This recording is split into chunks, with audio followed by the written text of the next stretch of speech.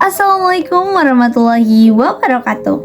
Shalom, Om Swastiastu, Namo Buddhaya, dan salam kebajikan bagi kita semuanya.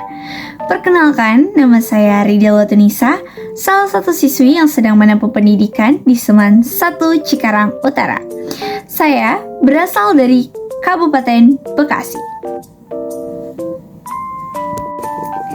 Halo semuanya, jadi kali ini kita akan membahas mengenai hukum dan HAM.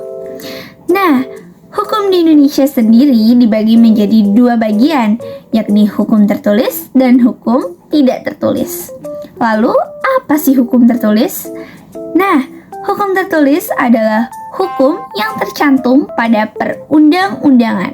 Sedangkan hukum yang tidak tertulis adalah hukum yang tidak tercantum dalam perundang-undangan. Contohnya seperti norma dan hukum adat atau kebiasaan. Sedangkan hukum yang tertulis ini dibagi lagi menjadi dua bagian. Hukum yang telah terkodifikasi dan belum terkodifikasi. Contohnya seperti apa sih? Nah, hukum yang telah terkodifikasi memiliki contoh seperti BW dan KUHP. Nah, di Indonesia sendiri, hukum memiliki fungsi yang sangat penting. Yang pertama, untuk menciptakan ketentraman, menciptakan keteraturan, dan menciptakan keadilan. Hukum juga menjamin adanya kepastian hukum. Dalam kehidupan sehari-hari, tentu banyak sekali penerapan hukum yang dapat kita lakukan.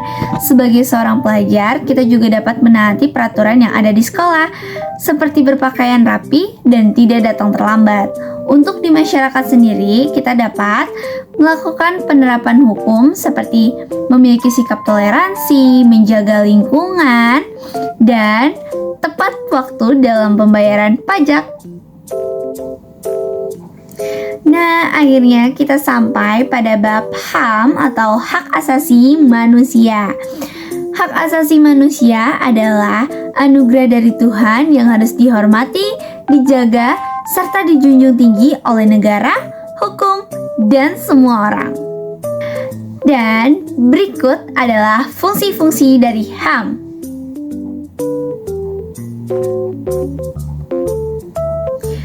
Banyak pelanggaran hukum ataupun HAM yang pernah terjadi di Indonesia.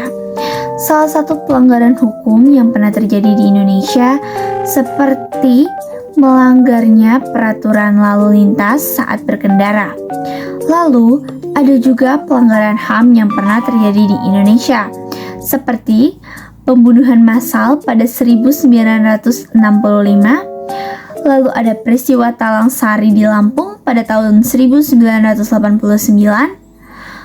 peristiwa Mei pada tahun 1998, dan peristiwa Paniai. Peristiwa tersebut adalah peristiwa pelanggaran HAM yang pernah terjadi di Indonesia, dan saya harap peristiwa tersebut tidak akan pernah terulang lagi di Indonesia.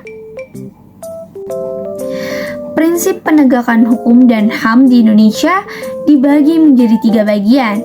Yang pertama, prinsip hukum material, prinsip hukum formal, dan prinsip hukum substansif. Peran dan tanggung jawab individu dalam penegakan HAM di Indonesia. Yang pertama yakni perlindungan dari penyalahgunaan kekuasaan. Maksudnya adalah penegakan HAM membantu melindungi individu dari penyalahgunaan kekuasaan oleh pihak-pihak pemerintah atau entitas swasta, termasuk perlindungan dari penyiksaan, penganiayaan, perlakuan sewenang-wenang yang dilakukan oleh orang yang memiliki kekuasaan.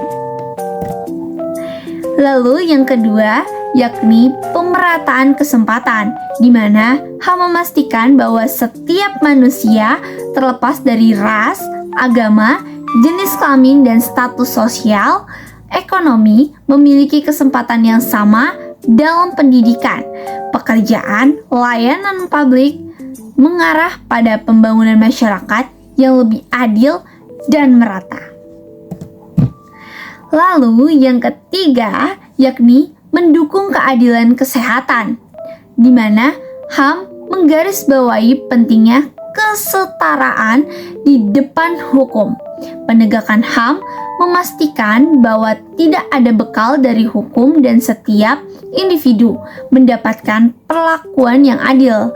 Hal ini memperkuat kepercayaan masyarakat terhadap sistem hukum yang ada di Indonesia.